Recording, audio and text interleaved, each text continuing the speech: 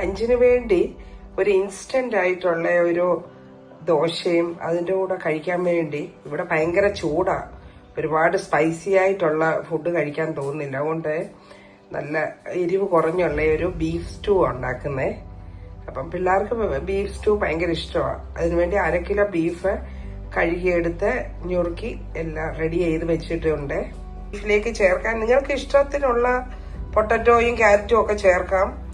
Beans വേണേലും ഇടാം. ഞാൻ ഇതിനകത്ത് 2 പൊട്ടറ്റോയും 1 ക്യാരറ്റും ആണ്. അത് ചെറുതായിട്ട് ഞുറുക്കി എടുത്ത് വെച്ചിട്ടുണ്ട്. ഇത് ഞാൻ സെപ്പറേറ്റ് ആണ് വേവിക്കുന്നത്. ഈ ബീഫ് ബുച്ചേഴ്സിലെ ബീഫ് അല്ല, ഇത് സൂപ്പർ മാർക്കറ്റിലെ. അതുകൊണ്ട് ഒരുപാട് വേവൊന്നുമില്ല. ഇതൊരു 2 വിസിലടിച്ചാൽ മതി.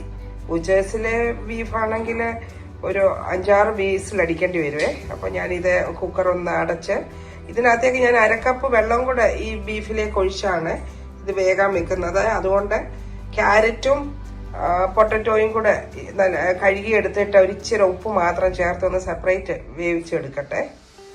ഈ ബീഫ് വേഗം വെക്കുമ്പോൾ ഞാൻ ഒരു ചെറിയ കഷ്ണം ഇഞ്ചിയും ഒരു 4 അല്ലി വെളുത്തുള്ളിയും കൂടെ ഒന്ന് ചതച്ചിട്ടിടുന്നുണ്ട്. വീഡിയോ ഒരുപാട് ദീർഘിക്കാതിരിക്കാൻ വേണ്ടിയാണ് ചതയ്ക്കുന്നൊന്നും കാണിക്കാത്തത്. ഈ ബീഫ് സ്റ്റൂവിന്റെ റെസിപ്പി നേരത്തെ എൻ്റെ മിനീസ് വേൾഡ് UK എന്ന ചാനലിൽ അപ്ലോഡ് ചെയ്തിട്ടുണ്ട്. ഇതും വളരെ പെട്ടെന്ന് വേറൊരു വിധത്തിൽ തയ്യാറാക്കുന്നതാണ്. ഒരു ചെറിയ കഷ്ണം കറുവാപ്പട്ട, 3-4 ഏലക്ക, ഒരു 3-4 ഗ്രാമ്പൂ, ഒരു ജാതിപത്രി ഒരു കുറച്ച് ചേർക്കുന്നുണ്ട് ഞാൻ. 4 പച്ചമുളക് കീറിയേ ഇടുന്നുള്ളൂ. ബാക്കി എല്ലാം മുഴുവനായുടെ ഇട്ടിട്ട് ഇഞ്ചിയും വെളുത്തുള്ളിയും ഒന്ന് ചതച്ചു വിടുവാണ്. 4 വിസിലടിച്ചപ്പോൾ നമ്മുടെ ബീഫ് ഒക്കെ നല്ല വെളുത്ത് സുന്ദരനായിട്ട് ഇരിപ്പുണ്ട്. ഇതിനകത്തൊട്ടും മഞ്ഞപ്പൊടി ചേർക്കാഞ്ഞുകൊണ്ടാണ് വെളുത്തിരിക്കുന്നത്. അതുപോലെ തന്നെ പൊട്ടറ്റോയും ക്യാരറ്റും കൂടെ നല്ലവണ്ണം വെന്തും അതും ഇരിപ്പുണ്ട്. പിന്നെ വേറൊരു പാനിലേക്ക് ഞാൻ 1 ടേബിൾ സ്പൂണ് ഒലിവ് ഓയിലാണ് ഒഴിച്ചത്. ആ ഒലിവ് ഓയിൽ ഒന്ന് ചൂടായി കഴിയുമ്പോൾ ഞാൻ ഇതിലേക്ക് ഇഞ്ചിയും വെളുത്തുള്ളി, ആദ്യം ഇഞ്ചിയും വെളുത്തുള്ളിയും ചെറിയ കഷ്ണം ചതച്ചിട്ടാണ്. ഇനി ഒരു ചെറിയ കഷ്ണം ഇഞ്ചിയും ഒരു 4 അല്ലിയൂടെ വെളുത്തുള്ളി ചെറുതായിട്ട് അരിഞ്ഞതും അതിൻ്റെ കൂടെ കുറച്ച് കറിവേപ്പില ഇതും കൂടെ ഇട്ട് അതിൻ്റെ ഒന്ന് പച്ചമണം പോട്ടെ. പച്ചമണം മാറിയപ്പം ഞാൻ 2 ചെറിയ സവോളയാണ്, ഒരുപാട് സവോള ചേർക്കുന്നില്ല. സവോളയുടെ അളവൊക്കെ അവരവരുടെ ഇഷ്ടത്തിന് ചേർക്കാം.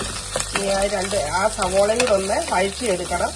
സ്റ്റൂവിന് ഒരുപാട് മൂക്കേണ്ട ആവശ്യമില്ല, കുറച്ചൊന്ന് വഴന്ന് വന്നാൽ മതി. ഇതിനകത്തേക്ക് കുറച്ച് ഉപ്പൂടെ ചേർക്കാൻ പോവാം. അപ്പം വേഗം ഇത് വഴന്ന് കിട്ടും. അങ്ങനെ 1 ടീസ്പൂൺ ഉപ്പ് ബീഫിൽ ചേർത്തിട്ടുണ്ട്. ഇത് 1/2 ടീസ്പൂണ് സവോളയിലും ചേർത്ത് ഉപ്പിന്റെ അളവൊക്കെ നമുക്ക് വേണ്ട പോലെ ചേർക്കാവുന്നതാണ്. ഇപ്പം സവോളയൊക്കെ ഒന്ന് പകുതി വഴന്ന് വന്നിട്ടുണ്ട്. ഇതിനകത്തേക്ക് ഞാൻ ഒരു സ്പെഷ്യൽ ഇൻഗ്രീഡിയന്റ് അതിന് ചേർക്കാൻ പോകുന്നത് 1 table spoon vinegar, white vinegar ചേർക്കുന്നത്. ആ നമ്മുടെ ബീഫ് സ്റ്റൂവിന് ഒരു ചെറിയ പുളിയൊക്കെ വേണേ. ഈ വിനീഗർ നിങ്ങൾക്ക് ആ ബീഫ് വേവിക്കുമ്പോൾ വേണമെങ്കിലും ഇത് ചേർത്ത് വെക്കാം. ഞാൻ ഇപ്പോഴാണ് ചേർത്തത്. അപ്പം ഇതിന് പകരം വിനീഗർ നിങ്ങൾക്ക് അലർജിയോ അങ്ങനെ വിനീഗർ വേണ്ടാന്നുണ്ടെങ്കിൽ ഇതിന് പകരം 1 ടേബിൾ സ്പൂണ് ലെമൺ ജ്യൂസ് വേണമെങ്കിലും ചേർക്കാം. അപ്പം ഇതിനകത്തേക്ക് ഇനി ഞാൻ മസാലകൾ ചേർക്കാൻ പോവാണ്. മുളക് പൊടി ചേർക്കത്തില്ല. സ്റ്റൂവിന് കുറച്ച് മല്ലിപ്പൊടി ചേർക്കുന്നുണ്ട്. അത് 1/2 കിലോ ബീഫേ ഉള്ളതുകൊണ്ട് 2 ടീസ്പൂണാണ് ചേർത്തത്. അതുപോലെ തന്നെ 1 ടേബിൾ സ്പൂണ് ഗരം മസാല ചേർക്കുന്നു. അതുപോലെ തന്നെ പെപ്പർ പൗഡർ നല്ല ഫ്രഷ് പെപ്പർ പൗഡറാണ് നല്ലത്. 1 ടേബിൾ സ്പൂണ് പെപ്പർ പൗഡറും ചേർത്തു. ഇനി ഇതെല്ലാം കൂടെ ഒന്ന് മിക്സ് ചെയ്തിട്ട് ഇതിനകത്തേക്ക് നമുക്ക് വെന്ത ഇറച്ചിയെടുത്ത് ചേർത്ത് കൊടുക്കണം. നമ്മുടെ ബീഫ് നല്ലവണ്ണം വെന്തതാണെങ്കിലും ആ ചേർത്ത മസാല എല്ലാം കൂടെ ഒന്ന് പിടിക്കാൻ വേണ്ടി ഞാൻ ഒരു കുറച്ച് നേരം ആ മസാലയും ആ ബീഫുമായിട്ട് ഒന്ന് വേകാൻ വേണ്ടി വെക്കുവാണ്. അടപ്പൊന്ന് അടച്ചു കൊടുക്കുക. ഒരു 2 മിനിറ്റ് മതി. അത് കഴിഞ്ഞ് നമ്മൾ ഇതുവരെ 2ാം പാല് ചേർത്തിട്ടില്ല. ഇപ്പം 2ാം പാല് ചേർക്കാൻ പോവാണ്. ഒരു 2-3 മിനിറ്റായി നല്ല തിളയ്ക്കുവാണ്. നമ്മളുടെ ഈ ബീഫിലേക്ക് നമ്മൾ വെന്തിരിക്കുന്ന പൊട്ടറ്റോയും ക്യാരറ്റും കൂടെ ചേർത്ത് കൊടുത്തു. പൊട്ടറ്റോ നല്ലവണ്ണം വെന്തതാണ്. അതുകൊണ്ട് ഒരുപാടിട്ട് കുത്തി ഇളക്കിയാൽ അത് അങ്ങ് പൊടിഞ്ഞു പോകും. അതുകൊണ്ട് സൂക്ഷിച്ച് വേണം ഇളക്കാൻ. അതുപോലെ തന്നെ ഇതിനകത്തേക്ക് ഇനിയും നമ്മൾ രണ്ടാം പാല് 2 കപ്പാണ് ചേർത്തത്. 2 കപ്പുണ്ട്. ഇത് ഞാൻ ഇൻസ്റ്റന്റ് മിൽക്ക് പൗഡർ ഞാൻ ചൂടുവെള്ളത്തിൽ എടുത്താണ്. നിങ്ങളുടെ അടുത്ത് ഫ്രഷ് തേങ്ങ തിരുമ്മി എടുത്ത് തേങ്ങാപ്പാൽ എടുത്താൽ അതാണ് ഏറ്റവും ടേസ്റ്റ്. ഇനി ഇതിന്റെ കൂടെ ഞാൻ ഒരു 10-15 കാഷ്യൂനട്ട് അത് സോക്ക് ചെയ്ത് വേണമെങ്കിൽ നിങ്ങൾക്ക് അരച്ചെടുക്കാൻ. ഞാൻ പൊടിച്ചെടുത്താണ്, അതുകൂടെ ചേർക്കാൻ പോവാണ്. ഇത് കാഷ്യൂനട്ട് പൊടിച്ചതാണ്. കാഷ്യൂനട്ടിന് പകരം നിങ്ങൾക്ക് വേണമെങ്കിൽ ബദാം വേണമെങ്കിലും അത് ബദാം ചേർക്കുമ്പോൾ നമ്മൾ അതിന്റെ സോക്ക് ചെയ്തിട്ട് അതിന്റെ തൊലി കളഞ്ഞിട്ട് വേണം ചേർക്കാൻ. ഇനി ഇതെല്ലാം കൂടെ ഒന്ന് മസാലയെല്ലാം പിടിച്ച് ഇപ്പം വേണം നമുക്ക് ഉപ്പൊക്കെ ഒന്ന് ചേർത്ത് പാകപ്പെടുത്താൻ. ഉപ്പൊക്കെ നോക്കണം. ഇതിന് ഉപ്പൊക്കെ പരുവാണ്. അതുകൊണ്ട് ഒന്ന് അടച്ചു കൊടുക്കാം. 2-3 മിനിറ്റ് കൂടെ ഇരിക്കട്ടെ. പാലൊഴിച്ച് നല്ല തിള വന്നു. ഇനിയും ഇറച്ചിനും പൊട്ടറ്റോയൊക്കെ വെന്തതായതുകൊണ്ട് അധികം നേരം നീ ദീർപ്പിക്കുന്നില്ല. ഇത് ഒന്നാം പാല് നല്ല തിക്ക് പാലാണ്. ഇത് 3/4 കപ്പുണ്ട്. ഗ്രേവിയുടെ അളവനുസരിച്ച് നിങ്ങൾക്ക് തേങ്ങാപ്പാലിന്റെ അളവൊക്കെ എടുക്കാം. ഫസ്റ്റ് പാൽ ഒഴിച്ച് ഒന്നാം പാല് ചേർത്ത് കഴിഞ്ഞ് ഒരുപാട് നേരം വെക്കണ്ട. ഇനിയും ഒരു പ്രത്യേക ഒരു ഇൻഗ്രീഡിയന്റ്, അതായത് നല്ല ആദ്യം നമ്മള് ഗരം മസാല ചേർത്തേലും ഇനിയും പെരിഞ്ജീരകം തന്നെ പൊടിച്ചത് ഒരിച്ചിരി ലാസ്റ്റ് ഞാൻ ചേർത്ത് കൊടുത്തിട്ട് ഇതിൻ്റെ കൂടെ വേണേ ഇപ്പം പെപ്പർ പൗഡറും ചേർത്ത് കൊടുക്കാം. ആവശ്യത്തിന് പെപ്പറൊക്കെ ഉള്ളതുകൊണ്ട് ഞാനിപ്പം പെരിഞ്ജീരകം മാത്രമേ ഉള്ളൂ. ഇനിയും നമുക്കൊന്ന് വറവിടാം. ഇനി ഇത് തീ ഓഫ് ചെയ്യുവാണ്.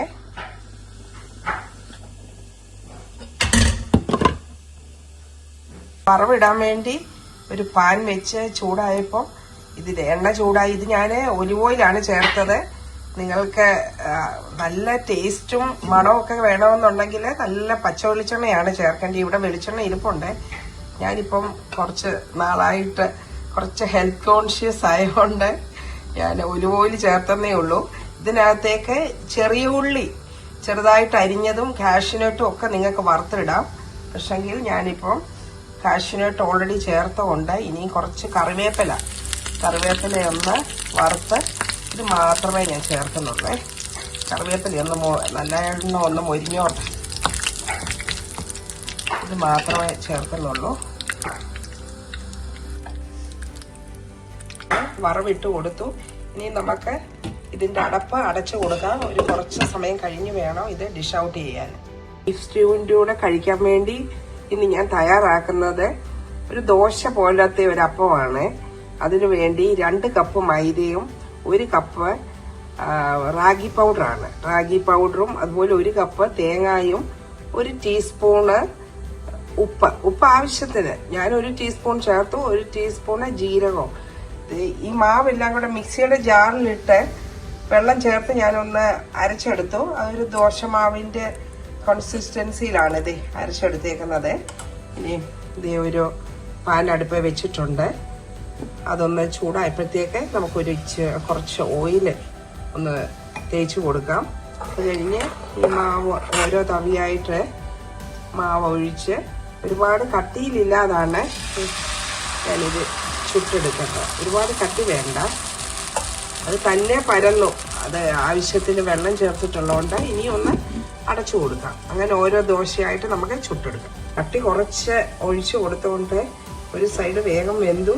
നമുക്കിനി ഇത് തിരിച്ചിട്ട് കൊടുക്കാമേ. ഇങ്ങനെ നമുക്ക് ഓരോ ദോശയായിട്ട് ഇത് ചുട്ടെടുക്കാം.